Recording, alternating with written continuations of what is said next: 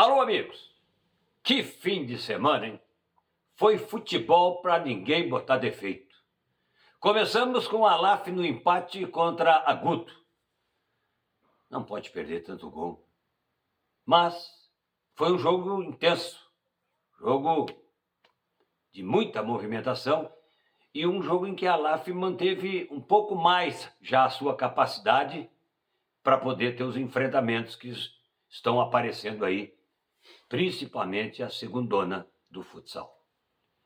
Eu acho que foi um empate justo no sábado no Complexo Esportivo da Univates. Agora tem o jogo em Rio Pardo, aonde vencer é a única situação para classificar. O Lajadense foi a São Leopoldo, São Léo, no Cristo Rei. Se tivesse combinado um empate assinado antes de começar o jogo, estava de bom tamanho. Mas da maneira como aconteceu o gol de empate, é de chorar, né? No último lance do jogo. Mas aí tem que levar em conta uma série de fatores.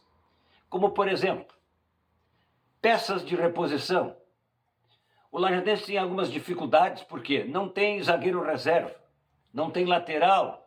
Se precisa trocar, tem que trazer um volante, tem que trazer, de repente, alguém do... Improvisação. Mas é o que tem. O presidente foi honesto na sua entrevista. Se tiver rúbrica, a gente contrata. Se não tem, não traz. Está correto, não tem, não traz. E vou dizer mais, foi um time guerreiro, um time brigador, um time que ofereceu, inclusive, até, além da entrega, capacidade de jogar, bola bem trabalhada. O segundo tempo, o que aconteceu?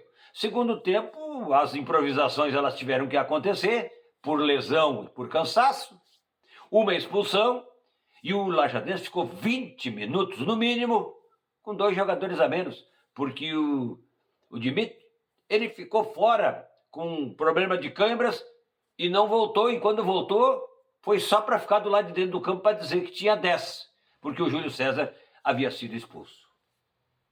Um gol bonito, Christian fez um belo gol, e lá no último lance do jogo, o gol de empate. É horário ruim para tomar gol, mas se toma aos 30 do segundo tempo, quanto tempo o Aimoré teria com 2 jogadores a mais para jogar contra o Lajadense? Então, eu acho que também não dá para dizer que foi injusto, porque o Aimoré jogou dentro do campo do Lajadense e não tinha outra situação para o Lajadense sair a não ser se defender e tentar, de repente, uma escapada, o que não aconteceu.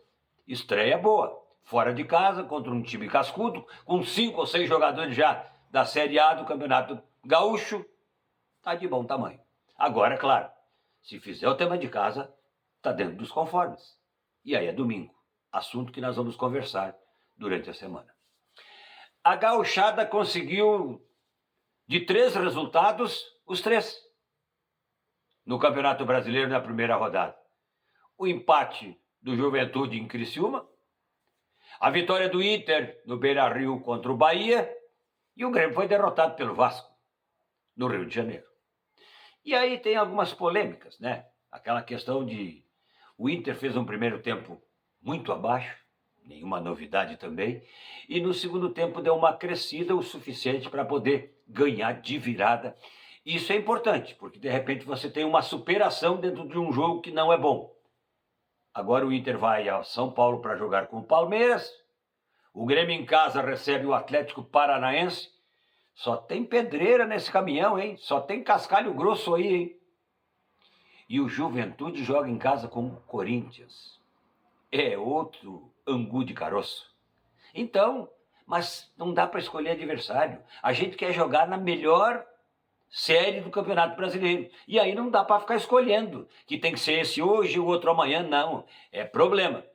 E se o Renato Portaluppi está achando que os caras do ar-condicionado estão exigindo contratações, e ele acha que a exigência não é por aí, os números do setor defensivo do Grêmio falam mais alto. Hein?